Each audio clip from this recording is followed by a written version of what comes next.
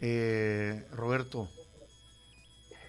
Mira, yo creo que estamos lejos de una competencia equitativa, ¿verdad?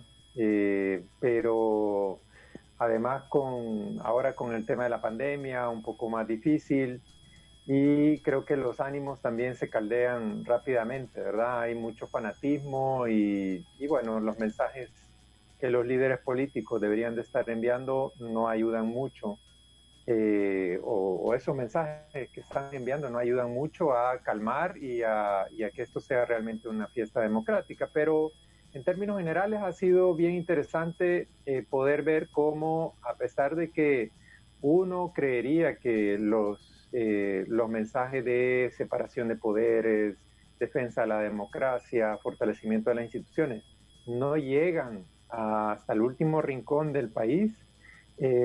Yo me he sorprendido agradablemente porque mucha gente de la que hemos visitado casa por casa, Ujú. lo que nos dice es necesitamos un equilibrio en la asamblea.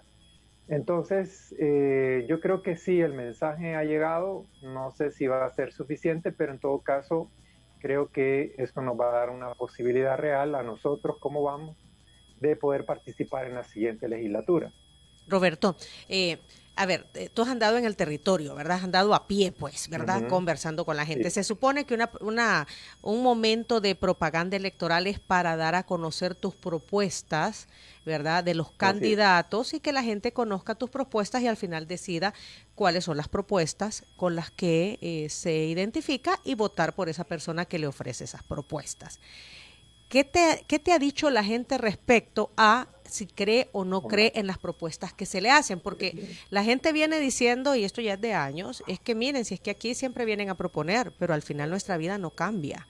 O sea, cuando llegan al puesto, y así dicen, así es la forma de decir, que ya cuando llegan al puesto no cumplen nada de lo que han venido a proponer cuando andan en el territorio. Sí. Eh, Mira, yo por eso siempre, bueno, en esta campaña en particular he dicho que este país ya no necesita más leyes.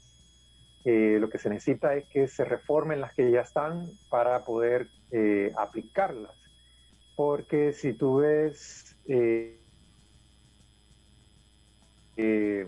casi siempre la desconfianza que tiene el salvadoreño es que, bueno, está en la ley, pero de todos modos no se cumple y entonces, eh, sobre todo los políticos, se la pasan por donde quieren, ¿verdad? Como por ejemplo el presidente con la ley. Queda la sensación de una impunidad, ¿verdad? Que reina en este país y por lo tanto yo en lo que me he centrado son en cosas bien básicas que necesitamos antes de empezar a pensar en cosas más futuristas. Y por ejemplo, creo que sí hay dos leyes, digamos, a las que yo le apostaría, la ley de la función pública, precisamente para que podamos hacer más eficiente el Estado, se puedan cerrar esos portillos que existen para que los políticos contraten a su familia, activistas e incluso creen plaza fantasma. Y por el otro lado, la ley de agua, que yo creo que no nos deberíamos de parar de la mesa hasta que se apruebe esa ley porque el agua necesita una regulación. Ujú. Ahora, esto no quiere decir que no se pueda hacer nada sin que no exista la ley de aguas. Y de hecho hay estudios que te dicen que podemos hacer una inversión fuerte en agua para cerrar la brecha que existe, y que 600,000 personas que ahorita no tienen dónde proveerse y que van al río, a la quebrada, pues puedan hacerlo en su casa, ¿verdad? Yo creo que esas son cuestiones básicas, aparte del transporte público, que es una de mis banderas que yo he estado pues martillando, ¿verdad? Desde hace ya un rato, que creo que nos merecemos un transporte público moderno, seguro y eficiente. Roberto, dijiste hace unos minutos que dices tú que ha sido interesante darse cuenta en el territorio de que los mensajes sobre separación de poderes, fortalecimiento institucional, transparencia, rendición de cuentas, que todos esos mensajes que son tal vez temas que se hablan, vaya, en círculos De políticos, de analistas. Ujú. analistas, de las fundaciones, de las Uh -huh. ONGs, de las Sí, embajadas, de estas entrevistas, vaya. mm, dices tú que eso la gente sí lo ha entendido, o sea, que sí han llegado esos mensajes y que por ende, pues la gente habría pensado sobre esos temas a la hora de tomar una decisión por el voto. Porque parece que, eh, por otro lado, pues el votante está, vaya, yo oigo, ayer escuchamos un candidato por el departamento de Chalatenango que dijo, es que hemos trabajado mucho en el Ujú. territorio, hemos repartido láminas, hemos entregado Paquetes agrícolas. paquetes agrícolas, Y, y, canastas básicas. ajá, y tú te quedas, bueno, pero Entonces, discúlpenme, ese no es el trabajo de ¿cómo, un cómo, diputado. cómo es, o sea, qué es cómo es el político y cómo es el votante? Es decir, es un votante que está esperando a que le den cosas o todavía, O o que sea, no, pasen la libertad, ajá, ¿verdad? Ajá. qué sucede? Ujú.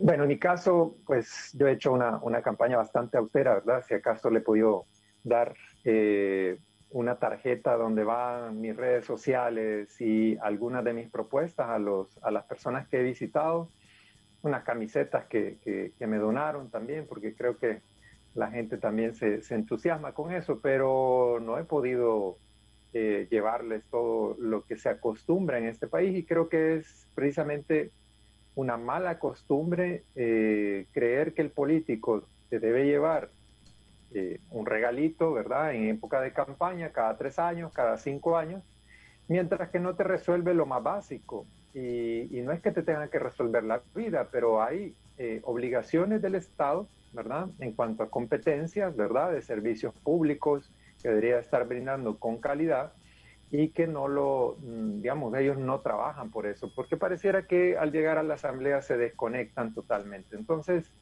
yo creo que ya que los políticos han jugado con la población también ha entendido cuál es el juego y entonces le reciben todo a todos, pero el problema de eso es que poco a poco hemos ido generando una sociedad que le exige menos a los políticos una vez que están en el cargo. Entonces yo creo que ese es el reto, pero entonces hay que invertir eh, esa, esa, esas reglas de juego, digamos, en las que el político únicamente va. A mí de verdad que no me gusta llamar el territorio cuando Sí, salen, eso es ¿verdad? como de, es que he andado en territorio. Andas Sí, en la suena Así, como, calle, así va, dicen todos, he haces, trabajado en sí, territorio. haces contacto directo con la gente, con la exacto. población, va. Suena que ellos Ujú. vivieran en no sé dónde, ¿verdad? En el aire o como territorio apache, pero no, sí, es que, mira, yo desde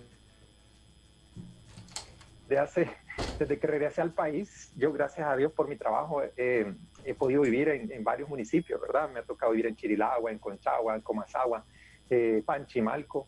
Y bueno, digamos, yo he vivido eso que ellos llaman el territorio y conozco las necesidades, etcétera. Entonces ahora se trata ya de no tanto de ir a conocer cuáles son las necesidades, porque creo que el que no las conoce y se mete a esto, definitivamente creo que va a andar un poco perdido. Y ahora lo que tenemos que hacer es traducir esto en propuesta de leyes, en este caso, porque aspiramos a una curul, pero yo no dejaría de lado el hecho de traducir esto en propuestas de políticas públicas, porque, a ver, y lo voy a decir así sin ánimo de ser pretencioso, pero yo creo que Vamos es un proyecto político que no solamente está pensando en la Asamblea Legislativa o un gobierno municipal. Tenemos en la mente siempre que algún día podríamos llegar a gobernar y por lo tanto debemos plantear proyectos políticos serios, responsables, sostenibles y de largo plazo, ¿verdad? Entonces, por eso es que temas como el transporte público, a mí me parece que hay que plantear un plan de 10 años, ¿verdad? Financiándolo con lo que transportistas, 500 millones de dólares en 10 años que podríamos utilizar para mejorar la infraestructura vial, para adquirir unidades adaptadas para todos los públicos, porque si te fijas, hay grandes segmentos de la población que no pueden usar un transporte público. ¿Por qué? Porque no se, o sea, es difícil subirse a un transporte público para alguien que está en silla de ruedas o con muletas, una persona de la tercera edad, una mujer embarazada que lleva además a sus 2 otros niños. En fin, creo que esta sociedad se está convirtiendo en una sociedad... Híjole, qué lástima. Ya lo es, no debe ser.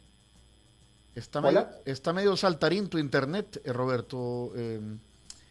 ¿Puedes repetir la última idea, por favor? Sí.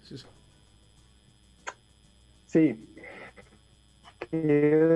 Decía que esta sociedad es altamente excluida de los servicios públicos que presta el Estado. Transporte público, agua, educación, salud. Yo creo que esa debería ser nuestra primera tarea. Yo no creo, por ejemplo, en las reformas constitucionales que está trabajando este equipo, esta comisión ad hoc, porque ninguna de las propuestas que hemos escuchado va en ese sentido, va en el sentido de mejorar la calidad de los servicios públicos. Cosas como el periodo presidencial, que realmente no me parece una prioridad en este momento. Ok, si pudiésemos, nos quedan 9 minutos, Roberto, si pudiésemos definir entonces lo que dice, contraponer lo que dice la gente cuando la has ido a visitar, cuando han andado a pie en la Libertad, contra lo que dicen las encuestas, porque tú dices, la gente ha entendido que en la Asamblea Legislativa se necesita un balance con los otros órganos de Estado, llámese el órgano ejecutivo, la Presidencia de la República. Sí. ¿Por qué esto no se ve reflejado entonces en las encuestas? Sí, mira, es siempre interesante ver cómo se hacen las encuestas. Yo veía el detalle de una encuesta, no sé si puedo decir. Sí, diga nombres. ¿Cuál era? Ajá. Ok, era la encuesta de la UCA. En verdad que, bueno, no era nada favorable, digamos, para nosotros. Después te vas al detalle y de cómo la gente ha marcado, porque hicieron una simulación con papeletas, y cómo la gente ha marcado dentro de cada partido, y era bien interesante ver cómo, por ejemplo, en algunos partidos, no sé si la gente se divirtió, digamos, no lo tomó en serio, pero tenía más marcas la casilla 24, que apenas... se conoce, porque bueno, ni modo. Entonces, eso me hace dudar un poquito de cómo la gente se toma estas encuestas. Yo no sé si a veces es por miedo que no contesta bien o lo que realmente piensa. Si ustedes se fijan, es bien difícil encontrar gente valiente que se exprese o que exprese cómo ellos van a emitir su voto. Obviamente el voto es secreto, pero hay mucha gente que lo hace abiertamente, pero muchos todavía tienen digamos, ese temor de decir por quién van a votar, porque en este país lamentablemente todavía eso es, digamos, puede ser o puede tener efectos, ¿verdad? Y no necesariamente positivos. Entonces, yo quiero creer que si bien las encuestas probablemente marcan una tendencia, estos últimos días de trabajo, días de realmente la gente ha empezado a ver muchas cosas y les van a servir para abrir los ojos. Entonces, y como te digo, el hecho de que mucha gente de sectores bien humildes me hayan dicho, mire, es que nosotros lo que queremos es un equilibrio. Le dimos el voto a él, pero en la asamblea no se lo vamos a dar por muchas razones. Y ahí me mencionaban el 9 de febrero, los préstamos, los casos de corrupción, etcétera, etcétera. Entonces, creo que ha calado el mensaje y creo que hay bastante esperanza de que la gente al final, al estar solo con su papeleta, haga un voto razonado. A ver, Roberto, eso no sé si la gente lo lograría o la gente logra dilucidar o separar una cosa de la otra, porque hemos visto, vaya, la habilitación de un bonito bypass, ¿verdad? el viernes pasado.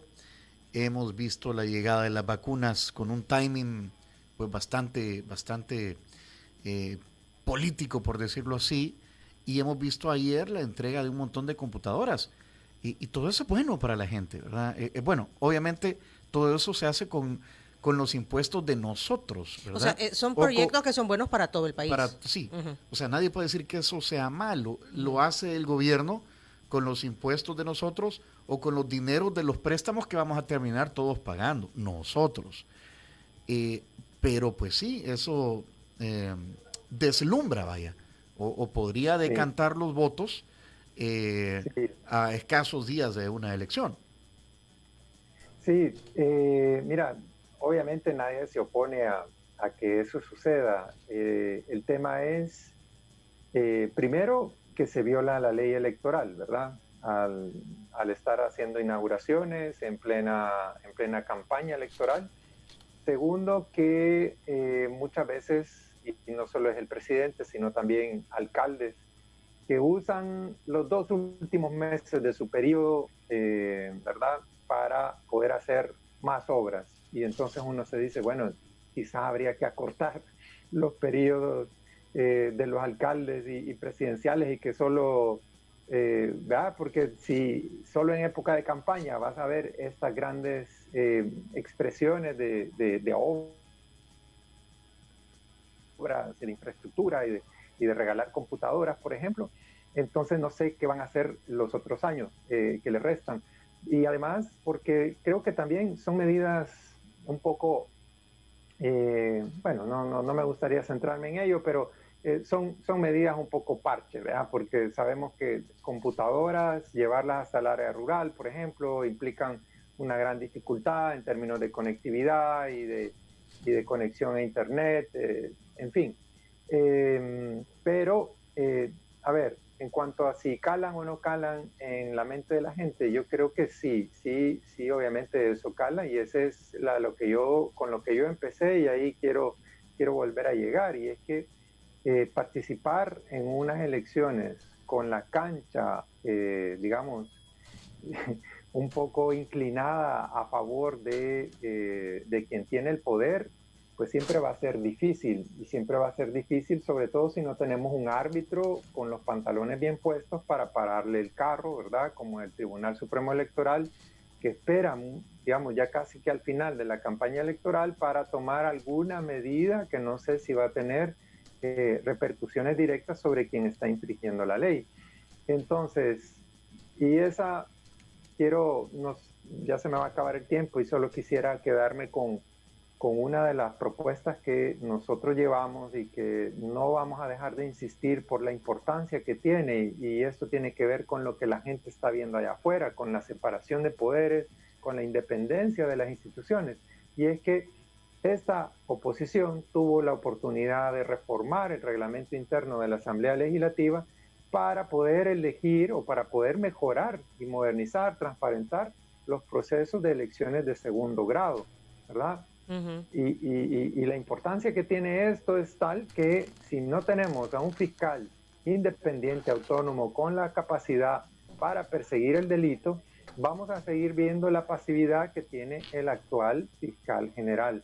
Por eso nosotros interpusimos una demanda de inconstitucionalidad contra él, porque nos parecía que difícilmente él iba a poder perseguir delitos de corrupción o cualquier otro delito en donde estuviera involucrado gente de su partido, por ejemplo, en la negociación con pandillas. Y así con los magistrados de la Corte Suprema de Justicia, los magistrados del Tribunal Supremo Electoral, de la Corte de Cuentas, etcétera, etcétera, etcétera. Entonces, esa creo que es una reforma fundamental. ¿Por qué no la han hecho? Bueno, porque la tradición ha sido un reparto por cuotas partidarias. Y ahora que están viendo el riesgo que eso tiene, ¿verdad?, que alguien llegue a tener el control de todas esas instituciones, pues ahí andan afligidos. Pero, bien, yo siempre que me encuentro con alguien de Arena, el Frente, del PDC, les digo, ¿y por qué no lo hacen ahorita? Si tienen de aquí hasta el 1 de mayo. Y se quedan como que, bueno, yo creo que quieren seguir o quieren mantener esa posibilidad abierta de poder participar en ese reparto de cuotas partidarias. El problema es que muy probablemente van a perder esa correlación y ya no vamos a poder hacer las reformas necesarias. Nos va a tocar luchar contra corriente y eso va a ser un poquito más difícil. Entonces, bueno, yo nada más agradecerles porque no sé cómo estamos de tiempo. Son las 8:30, sí. Sí, ya son las 8:30. Pobrecito, ha estado viendo el reloj, Roberto. Sí, qué rápido pasa el tiempo. Estoy un poco estresado. No, pero tienes 30 segundos para pedir el voto, ¿verdad? Para decirle a la gente por qué deberían votar por Roberto Rivera Ocampo. ¿A qué te comprometes? Perfecto. Como yo decía, a ver, yo primero creo que este país no necesita más leyes, excepto dos, la ley de la función pública y la ley de agua. Mientras eso se discute y se aprueba, nosotros, bueno, yo como Roberto Rivera Ocampo, candidato a diputado por Vamos, en La Libertad, en la casilla 2, a lo que me comprometo es a luchar por modernizar el transporte público. Ya les decía que yo propongo un plan para 10 años con $500 millones que salen del subsidio que ya existe. Me comprometo también a buscar los fondos para invertir en agua y saneamiento básico. Hemos hecho cálculos que con $400 millones se puede cerrar el déficit que tienen 600,000 familias en agua y 200,000 en saneamiento básico. Y por otro lado, obviamente, al ser emprendedor, yo tengo un compromiso, digamos, moral con la gente que está en mi misma situación, con las MIPES y los emprendedores, que empleamos casi a 1 millón de personas en este país, y con la pandemia seguramente ese número creció, y queremos hacer una reforma a la ley MIPES para darle condiciones y obviamente darle el apoyo necesario desde la CONAMIPE, ¿verdad? Que es el instrumento de política pública que debería estar usando el Estado de manera eficiente para que podamos sacar adelante este país como el motor económico que somos. Muy bien, Roberto. Reitera las coordenadas entonces para marcar tu rostro. Sí, va a encontrar en la papeleta, justo en el centro, la planilla de Vamos, y sobre esa bandera yo voy a estar en la casilla número 2 por el Departamento de la Libertad. Muy bien. Ok, Roberto, muchísimas gracias por tu tiempo y las apreciaciones que haces del momento electoral que estamos viviendo. Suerte. Bueno, muchas gracias a ustedes. Bueno. Se cuidan. Un abrazo. Igual. A votar. Pues, pero por supuesto. El partido Vamos o el partido Let's Go. Let's go. Saludos a don Josué. A don Josué. Estamos pendientes que nos venga a terminar de contar el chiste, decirle. Sí, cada vez que lo oigo a ustedes me acuerdo del chiste. Ok, bueno. Un abrazo, Roberto. Gracias. Luego. Bueno, mira, Tony, Roberto Rivera Ocampo mencionaba la propaganda que está al aire, ha estado al aire por parte del gobierno, ¿verdad? El último spot del gobierno en donde habla de la... es que no fue inauguración, de la habilitación del bypass del Puerto de la Libertad. El Tribunal Supremo Electoral ayer ya abrió un proceso sancionador. Y el hecho que no suene la fanfarria no significa que no lo inauguraron, es decir, ellos han hablado de habilitación. Es que lo que pasa es que no hubo un acto formal, entonces cuando no hay un acto formal no se ha inaugurado, o sea la palabra es lo que cambia, al final está habilitado y al final el punto no es que esté habilitado, el punto es que se ha hecho propaganda de esa habilitación, ¿verdad? Que es lo que prohíbe el Código Electoral. Entonces, el Tribunal Supremo Electoral ya ayer ordenó suspender de forma inmediata la transmisión de esos spots relacionados a la inauguración del bypass del Puerto de la Libertad. Ay, que por cierto le cambiaron, ¿verdad? El nombre. Es que el presidente dijo que se llamará Camino a Surf City. Camino a Surf City, sí, ajá, exacto. Bueno, supuestamente tiene que estar de baja ese spot. Dicen aquí los amigos de la producción que ya está con nosotros el segundo invitado en la segunda media hora de esta entrevista, Víctor Suazo, candidato a diputado por San Salvador por el FMLN. Víctor, buenos días y bienvenido. Hola, Víctor. Hola Diana, hola Tony, qué gusto estar aquí con ustedes.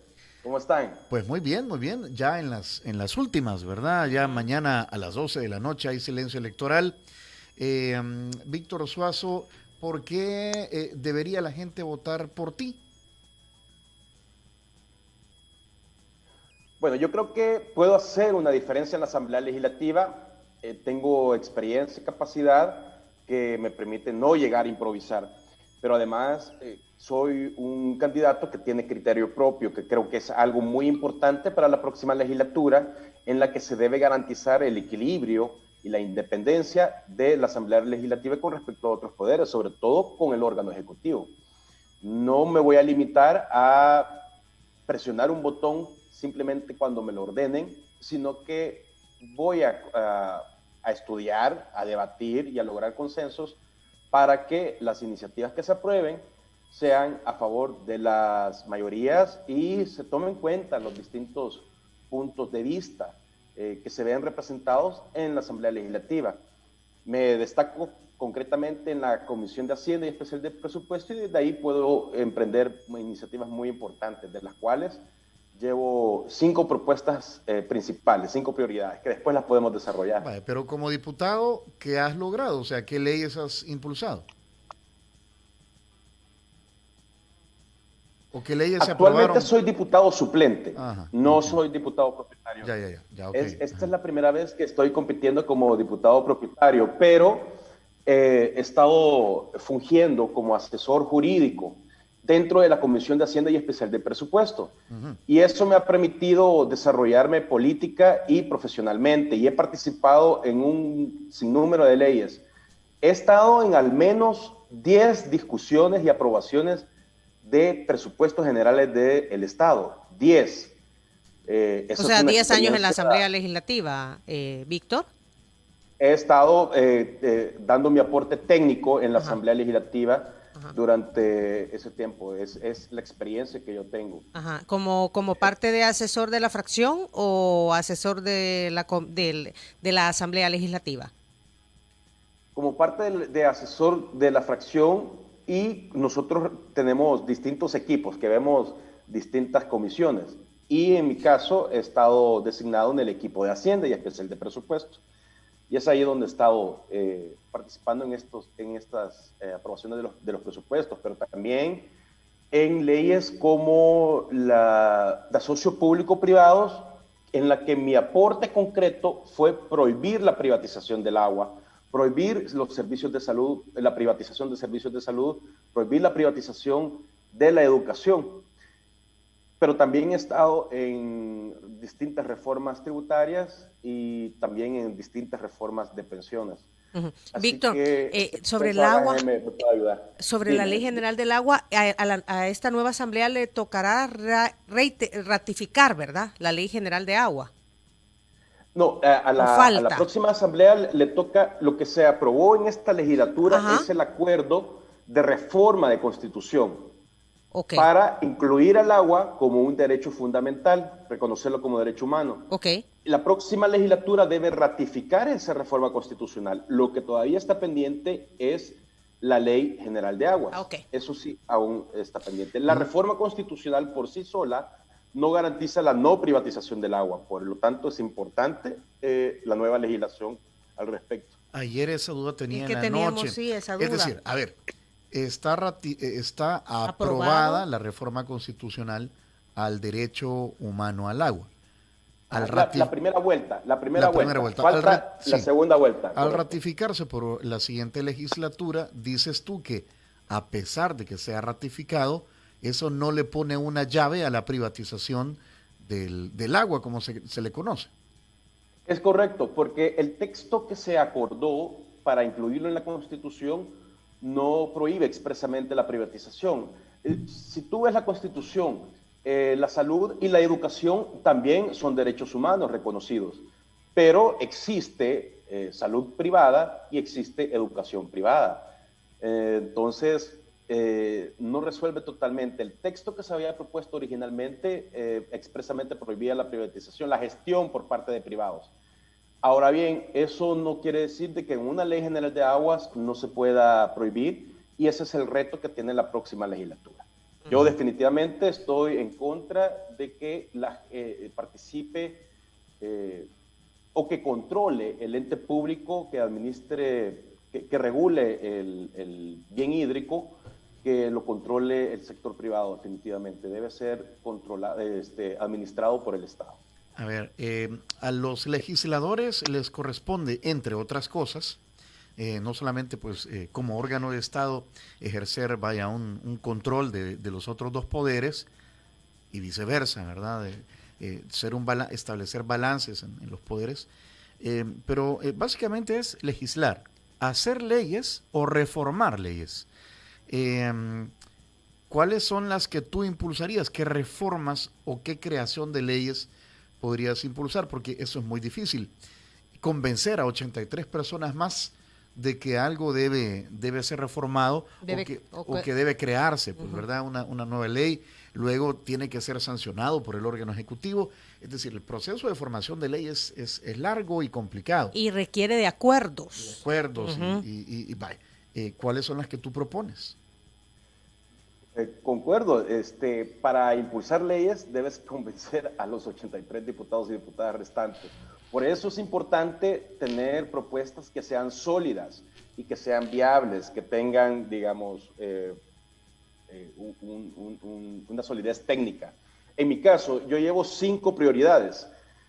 La primera es un nuevo sistema de pensiones, crear un nuevo sistema que sustituya al sistema actual de AFPs para dar mejores beneficios, cambiarlo por un sistema público solidario, pero también enfocarnos en la mayoría de trabajadores que están excluidos actualmente del sistema de pensiones, como es el caso de emprendedores en pequeño, trabajadores del campo, carpinteros, fontaneros, vendedores informales, amas de casa, que es un trabajo no remunerado, pero sí tiene un valor en la economía, que tienen derecho a la seguridad social y deberían tener una pensión básica universal. La propuesta es que tengan las personas mayores de 70 años y que no tengan un ingreso, es decir, que no declaren IVA, no declaren renta, no obtengan remesa, tengan una pensión básica universal, que sería 1/3 del salario mínimo. Segundo, crear un seguro de desempleo. Detengámonos ahí. Dices, darle vuelta al sistema, ¿verdad?, actual, por un sistema público solidario, dices tú. Vaya, eso no es así nomás. ¿Qué significa? Además estás incluyendo a más personas, ¿verdad? Hablaste de trabajadores del campo, de emprendedores en pequeño, trabajadoras o trabajadores del hogar, etcétera, etcétera, etcétera. Pero eso implica pues una cobertura más amplia. ¿Y de dónde va a salir ese dinero? A ver, vayámonos por pasos. ¿O será que la propuesta es incluyamos a esta gente para que aporte para su pensión? No, son 2 componentes distintos. Un componente es para las personas que cotizan, que para ellos sería eliminar las AFP y pasar a un sistema público solidario de reparto.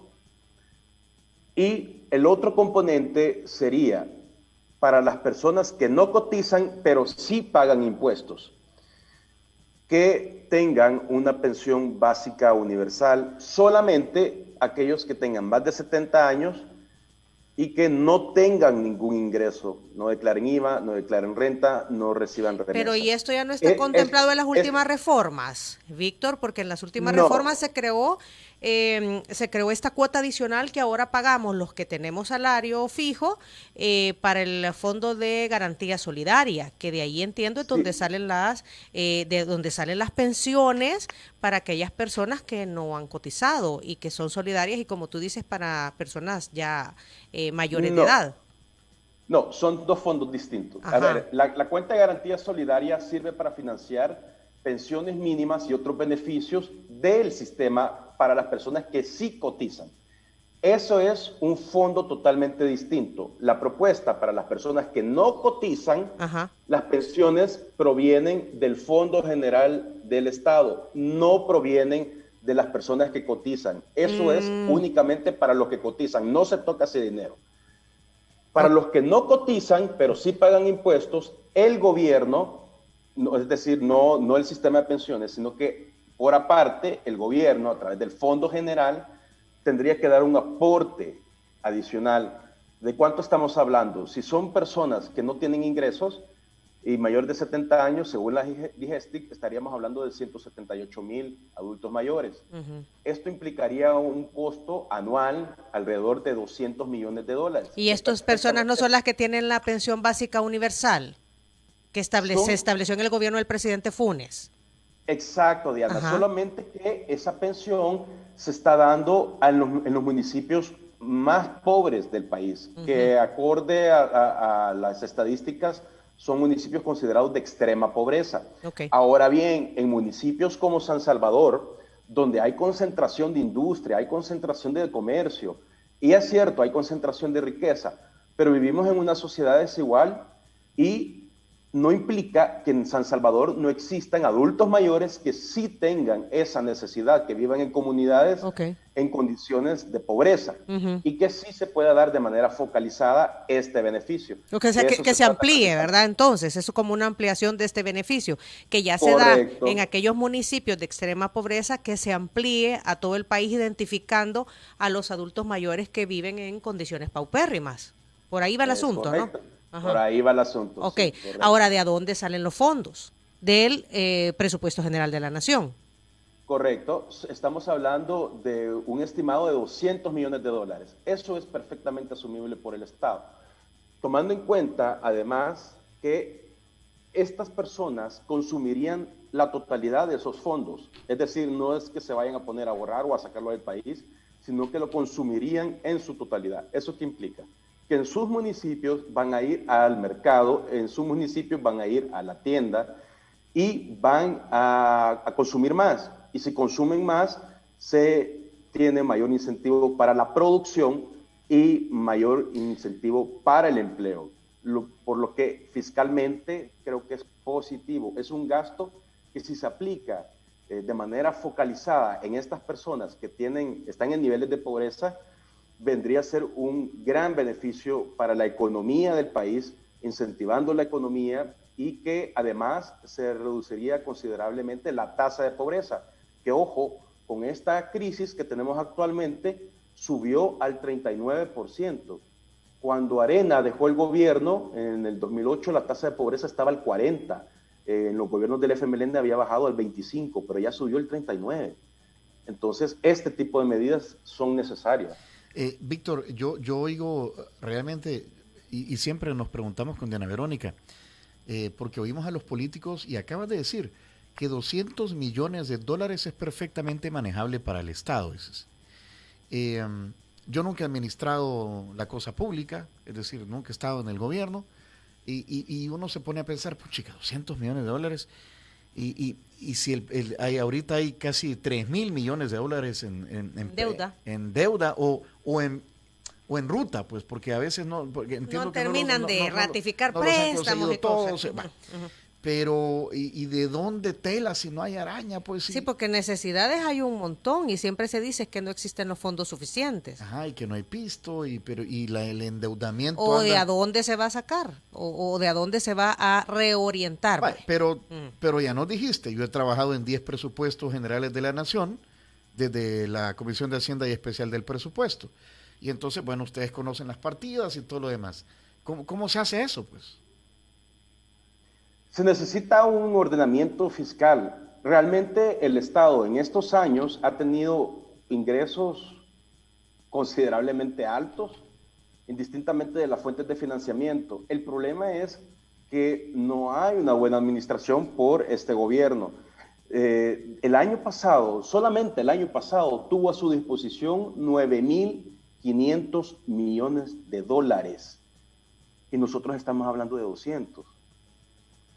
9,500 millones, de los cuales 1,000 millones se desconoce qué es lo que hicieron. Se desconoce porque el gobierno no da cuentas, nadie sabe, la Corte de Cuentas no sabe. Entonces, simple y sencillamente se necesita poner orden en las finanzas públicas y, por supuesto, recortar gastos en publicidad del gobierno, que eso es exagerado. Están contratando gente que ni siquiera les dan... o sea, los contratan de palabra, ¿verdad? Pero no les dan un contrato escrito, no les dan AFP, no les dan seguro social y los están utilizando para llevarle la campaña a los candidatos de nuevas ideas.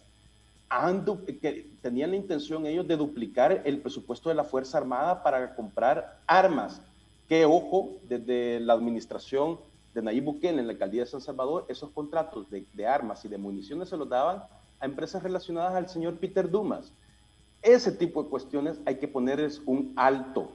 Y ya se eliminaron las plazas ad honorem, pero siguen estas plazas de comisionados presidenciales que nadie conoce cuáles son las funciones y están gastando en remuneraciones cantidades exorbitantes.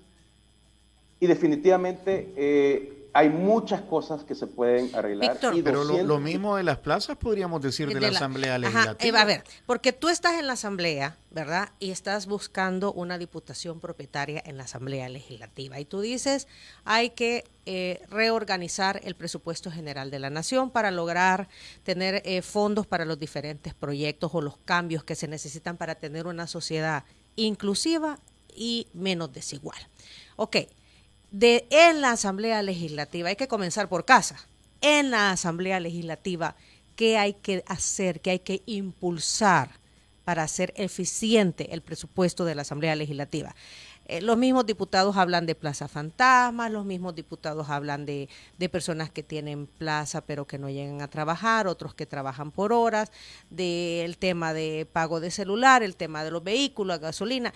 El famoso seguro médico hospitalario que no se renovó. Ahí todos los partidos políticos. Ajá, o sea, los mismos diputados lo dicen, pues, entonces. Estamos en un momento incluso, Víctor, en donde los partidos políticos, pues sí, no están siendo bien vistos por la población. Los partidos políticos que tradicionalmente han estado en la Asamblea Legislativa y el FMLN no deja de ser la excepción. ¿Qué impulsarías dentro de la Asamblea Legislativa, que es donde tú ya conoces, en donde tú ya estás, para hacer estos cambios? Esa es otra de mis propuestas. Esa es la número 3. Modernizar la Asamblea Legislativa. Creo que la Asamblea Legislativa debe ser más abierta a la población, menos burocrática y más transparente para tener una efectiva rendición de cuentas. En lo transparente es no solamente la toma de decisiones relativas a las funciones esenciales de la Asamblea, como es la legislación, no. También transparencia en la toma de decisiones administrativas que lleva a cabo la Junta Directiva de la Asamblea Legislativa. Creo que en ese caso, al haber más transparencia, podemos los ciudadanos tener mayor contraloría. Yo veo bien el hecho de que se hayan subastado las camionetas, veo bien el hecho de que se haya eliminado el seguro médico privado, veo bien que se hayan eliminado una serie de gastos, los vales de gasolina ya que le daban antes a los directivos han bajado considerablemente y esa reducción de presupuesto en la Asamblea Legislativa se ha visto que se ha sostenido en los últimos años. Creo que la próxima Junta Directiva debe continuar en el esfuerzo de ir reduciendo ese presupuesto y no permitir que vaya creciendo. O sea que hay espacio para reducir el presupuesto de gastos de la Asamblea Legislativa, es lo que tú nos estás diciendo. Yo creo que de manera ordenada se puede ir haciendo ese tipo de reducciones como se ha venido haciendo en los últimos años. Por ejemplo, la eliminación de los seguros que mencionaba, la subasta de camionetas, creo que no hay que volver a comprar camionetas. La gasolina se ha reducido también y hay que mantenerlo. ¿Pero qué falta? ¿Qué falta, Víctor? Porque, a ver, a ver, si hay, la si ley de acceso a la información comprueba. pública, la ley de transparencia, obliga a las instituciones, es una ley de la República se cumple. La ley de transparencia obliga a las instituciones a ser transparente, no más transparente, sino que transparente, ¿verdad? Y ser eficiente en el uso de los fondos. Entonces, ¿qué es lo que hay que hacer para volverla no más transparente, sino transparente? Bueno, en este caso creo que además de la transparencia debe haber un compromiso y voluntad política de reducir el presupuesto, que es de lo que estamos hablando. Por eso mencionaba medidas concretas. Ahora bien, hay otros casos en los que, por ejemplo, si hay denuncias de plaza fantasma, sin importar qué partido político sea, eso definitivamente se debe corregir. Y yo creo que también hay que modernizar no solamente la Asamblea Legislativa, sino otras instituciones que se encargan precisamente de corroborar ese tipo de situaciones, como es el Tribunal de Ética Gubernamental. Yo creo que fue un paso importante en este presupuesto aumentar el presupuesto de este tribunal, pero creo además que la ley que rige al Tribunal de Ética Gubernamental podría revisarse y modernizarse y darle más herramientas.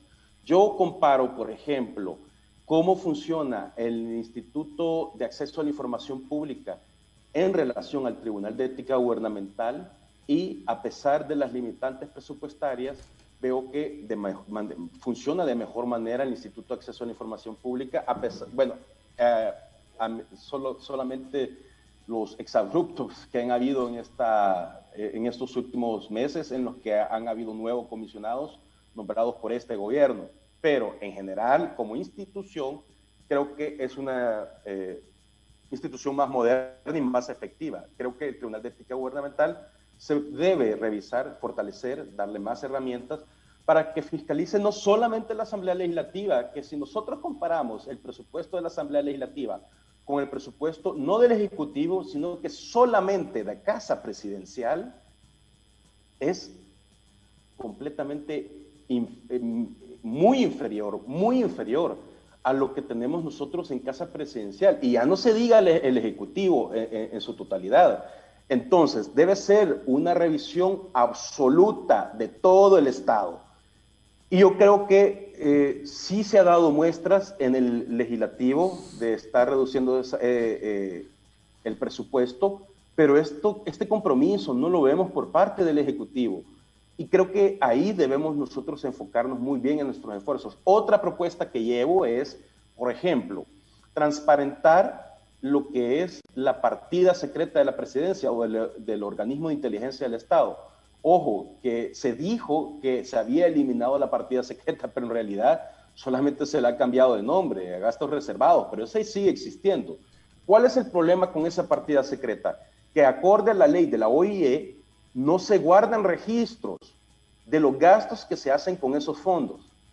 La Corte de Cuentas sí está facultada para auditar esos fondos, pero como por ley se prohíbe guardar registros de esos gastos, entonces la Corte de Cuentas, cuando llega a auditar, pues lo único que encuentran es un libro, pues, o no hay mayor comprobante, ¿verdad? Y eso es legal. Yo creo que se deben guardar los comprobantes de los gastos que se realiza con la partida secreta y se entiende que por razones de seguridad nacional, pues no se puedan hacer públicos en el momento. Pero como sucede en otros países, se le puede dar un plazo de reserva y desclasificarse cuando concluya este plazo. Eso creo que debe aplicarse acá en El Salvador, se hace en otros países, incluso en los Estados Unidos, documentos clasificados de la CIA, al pasar los años se desclasifican. Yo creo que aquí los gastos de la presidencia debe suceder lo mismo, ya que hemos visto que se ha utilizado para cuestiones distintas a la seguridad nacional. Hemos visto hace poco que por parte de la partida secreta se contrataron a lobistas en los Estados Unidos para tratar de lavarle la cara a esta administración con el nuevo gobierno en los Estados Unidos del presidente Biden. Y se está gastando sumas cuantiosas de dinero cuando El Salvador en ese entonces ni siquiera tenía embajador o embajadora en los Estados Unidos. ¿Por qué no mejor nombraron un embajador para que hiciera lobby en los Estados Unidos en vez de estar gastando esos cuantiosos recursos? Pero bueno, esa es otra de las propuestas. Tengo otra propuesta, Tony y Diana, que siempre está enmarcada en la seguridad social. Es un seguro de desempleo. Es un mecanismo de protección social que, de aprobarse, seríamos el primer país en Centroamérica de tenerlo, y va enfocado en cuidar los ingresos de las familias en este contexto de crisis económica, de que las personas que, bueno, lamentablemente en esta crisis están perdiendo sus empleos, tengan un ingreso temporal de $200 mensuales por 3 meses, para que ellos puedan tener durante ese tiempo prudencial pues forma de cómo buscar una alternativa de sus ingresos. Este mecanismo ya funciona en Chile, en Ecuador, en Argentina, Brasil, Uruguay y Colombia. Creo que como parte de la seguridad social, que es un derecho humano y está reconocido en el artículo 50 de nuestra Constitución, se puede realizar perfectamente. ¿Cómo se va a financiar? Esto, si nosotros tomamos en cuenta, por ejemplo, cuántas personas perdieron su empleo en el año pasado, que fue afectado tremendamente por la crisis. Si hablamos de 65,000 personas que perdieron su empleo, estaríamos hablando de un monto de alrededor de 39 millones. En el caso que ninguno haya conseguido un nuevo empleo, esta cifra podría ser menor. Con esos 39 millones estaríamos ayudando a la economía a que no caiga el consumo. 39 millones los puede asumir el Estado, sobre todo tomando en cuenta que el Seguro Social otorgó 25 millones al Ministerio de Obras Públicas y estos no se los devolvió. Con esos 25 millones ya tenemos buena parte para financiar en el supuesto que fuera retroactivo para subsidiar con $200 mensuales por 3 meses a las personas que perdieron el empleo el año pasado. Y hay que tomar en cuenta, por ejemplo, con los hechos que sucedieron con la entrega de los bonos de $300. A 100,000 personas le entregaron supuestamente $300, pero de estas no hay registro. Eso representa 30 millones. Entonces, dinero sí hay. Lo que pasa es que hay que administrarlo bien. Entonces, este beneficio perfectamente se puede asumir y ser parte de la seguridad social, que, ojo, es un derecho humano. Y el Estado, por lo tanto, debe garantizarlo. Víctor, se nos acabó el tiempo. Son las 9:02. Tienes 30 segundos para decirle a la gente y convencer a la audiencia de Diana Verónica y Tony por qué deberían votar por ti. Yo le pido a la población que el 28 de febrero salgan a votar y busquen la casilla número 5 del FMLN en el departamento de San Salvador para que luchemos por lo justo, para que luchemos por un nuevo sistema de pensiones con mejor... Hijo, el hacha. Se nos fue. Esta se quedó pendiente. El internet, yo creo que para la otra campaña todos los políticos deben contratar por lo menos 30 megas para arriba. Víctor, ¿estás ahí? Híjole. No, bueno. Ok, son las 9 de la mañana con 2 minutos. No quisiera ahí viene. No quisiera que quede la impresión que no le dimos chance de... Víctor, ¿estás ahí? Ay, si no hay, así no se puede. No se pudo. No se pudo. Bueno, Víctor, era Víctor Suazo. ¿Está escuchando, Víctor? Sí. Vaya, te quedan 15 segundos. No, solamente les decía que Mireya, mi esposa, es fiel oyente de ustedes, así que un saludo para ella. Saludos a Mireya. Bueno. Ajá. O sea, es muy inteligente, Mireya. Sabe qué escuchar. Sabe. Ella sabe. Gracias. Y sabe por quién votar también, casilla 5 de San Salvador. Ok. Víctor, la mejor de las suertes a ti, bueno, a todos los candidatos, ¿verdad? Sucederá lo que la decisión del decida. soberano, son las personas decidan, ¿verdad? La verdad que lo que invitamos a la gente, Tony, es que vaya a votar. Vote. Exacto. Que vaya a votar. Sí, bueno, gracias. Gracias, Víctor. Gracias. Un abrazo para ti y para tu señora. Víctor Suazo, muy bien.